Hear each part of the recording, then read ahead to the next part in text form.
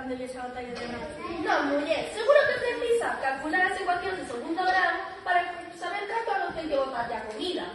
Entiendo que brillades. Iso de casar xa non mola.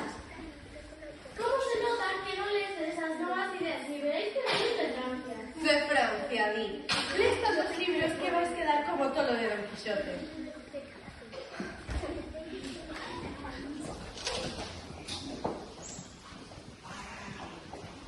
Que te pasa, Luisa?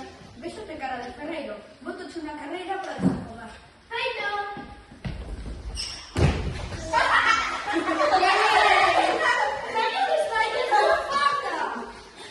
Onde vas? Para te prestou por ver. Mentre pereza coa tea, Luisa decátase de algo moi importante. As mulleres que traballan no campo levan saia.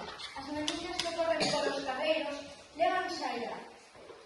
As mozas que axudan coas tarefas da casa levan saia. Todas levan saia, malia ser incomodísimo. Nai, por que as nosotras temos que levar saia? Pois non sei. Pero sí, as mulleres non poden ir con nós. Pois os vestidos e as sañas non se son nada cómodos. Pesan, dan calor e non nos deixan mover con liberdade. Non é xusto!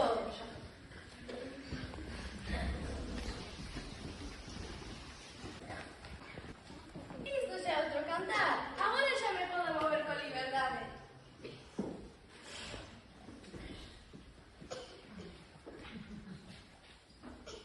Santo Deus, que vergonha tan grande. Miña muller con pantalóns. Isto é inaceptable. Mais a Luisa pouco lle importaba o que dixeran dela.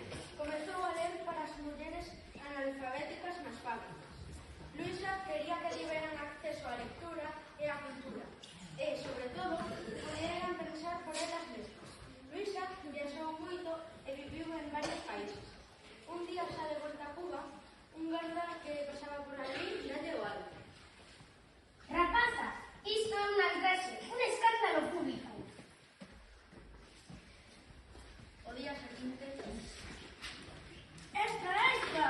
Muller vestida con vestir como un home. Coñece a historia das mulleres vestidas con roupa masculina?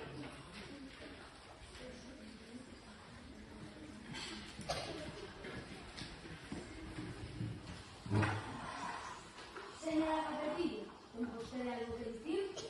Eu ia paseando paseniñamente.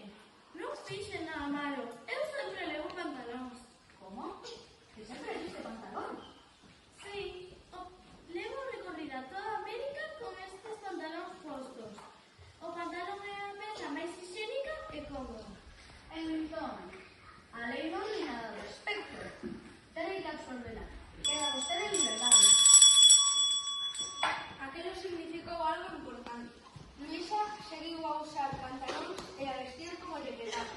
Foi inspiración de moitas rapazas e as mulleres seguiron o seu exemplo dando pasos firmes para a liberdade. Aínda hoxe en día, moitos e moitas recordan a súa solideza mentres cantan esta canción. Luisa Capetillo, con razóns ou sen razóns, armou un tremendo lío cos seus pantalóns.